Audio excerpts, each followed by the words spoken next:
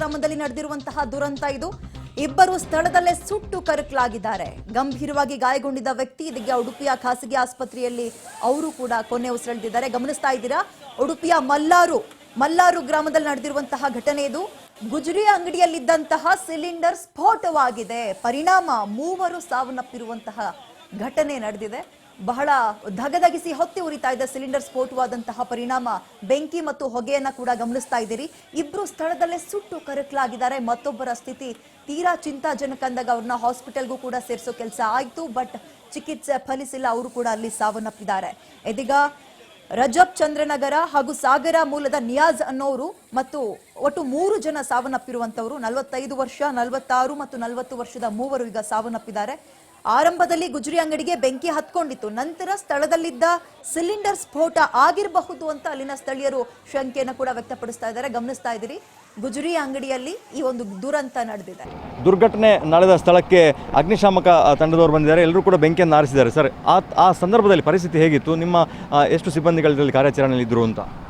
ನಮಗೆ 10:45ಕ್ಕೆ ಮಲ್ಲಾರ್ ಹತ್ರ ಒಂದು ಸ್ಕ್ರ್ಯಾಪ್ ಯಾರ್ಡ್ ಫೈರ್ ಆಗಿದೆ ಅಂತ ಕಾಲ್ ಬಂದಾಗ ನಮ್ಮ ಸ್ಟೇಷನಿಂದ 2 ವೆಹಿಕಲ್ಲು ಟರ್ನ್ಔಟ್ ಮಾಡಿದ್ದು, ಮತ್ತು ಮಲ್ಪೆಯಿಂದ 1 ವೆಹಿಕಲ್ನ ಟರ್ನ್ಔಟ್ ಮಾಡಿದ್ದು. ಒಟ್ಟು ISPRLಿಂದ 1 ವೆಹಿಕಲ್ ಬಂದಿದೆ. 4 ವೆಹಿಕಲಿಂದ ಕಾರ್ಯಾಚರಣೆಯನ್ನು ಮಾಡಿದ್ದೇವೆ. ಇಲ್ಲಿ ಬಂದು ನೋಡಿದಾಗ ದೊಡ್ಡ ಫೈರು ಉರಿತಾ ಇತ್ತು. ಇಲ್ಲೆಲ್ಲ ಸಣ್ಣ ಸಣ್ಣ ಸಿಲಿಂಡರ್ಗಳು ಬ್ಲಾಸ್ಟ್ ಆಗಿರ್ತಕ್ಕಂಥ ಶಬ್ದಗಳು ಕೂಡ ನಮಗೆ ಕೇಳ್ತಾ ಇದ್ದು.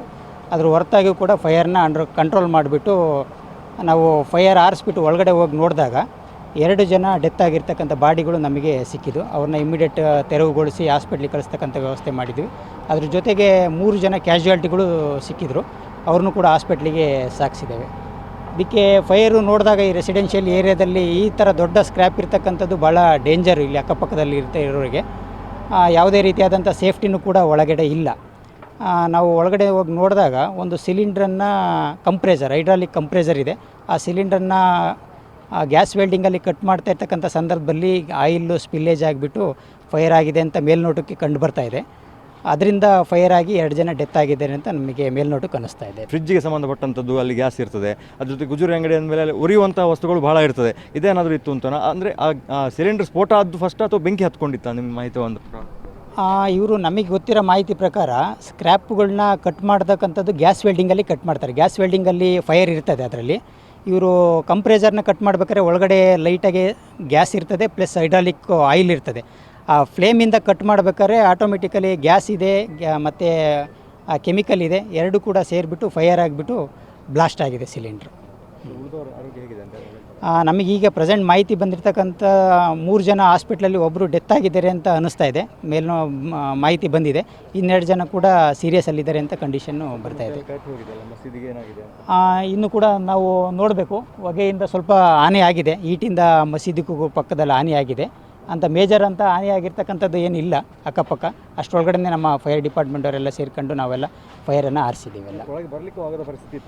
ಒಳಗಡೆ ಬರಲಿಕ್ಕೆ ನಮ್ಮಲ್ಲಿ ನೋಡಿದ್ದೀರ, ಇಲ್ಲಿ ಸುತ್ತ ಬ್ಯಾರಿಕೇಡನ್ನು ಮಾಡ್ಕೊಂಡಿದ್ದಾರೆ. ಒಳಗಡೆ ಏನಾಗ್ತಾ ಇದೆ ಅನ್ನೋದು ಕೂಡ ಗೊತ್ತಿಲ್ಲ. ನಾವೆಲ್ಲ ಬಂದುಬಿಟ್ಟು ಈ ಶೀಟ್ಗಳನ್ನ ತೆರವು ಮಾಡಿಬಿಟ್ಟು ಒಳಗಡೆ ಕಾರ್ಯಾಚರಣೆಯನ್ನು ಶುರು ಮಾಡಿ ಫೈರನ್ನು ನಂದಿಸಿದ್ದೇವೆಲ್ಲವ.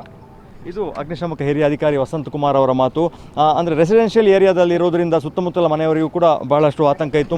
ಪಕ್ಕದಲ್ಲಿ ಮಸೀದಿ ಇರೋದ್ರಿಂದ ಅಗ್ನಿಶಾಮಕ ದಳದವರ ಕಾರ್ಯಾಚರಣೆಯಿಂದ ಒಂದು ದೊಡ್ಡ ಮಟ್ಟದ ಅನಾಹುತ ತಪ್ಪಿದೆ. ಕ್ಯಾಮ್ರಾ ಪರ್ಸನ್ ಚೇತನ್ ಜೊತೆ ದೀಪಕ್ ಜೈನ್, ಪಬ್ಲಿಕ್ ಟಿವಿ, ಉಡುಪಿ.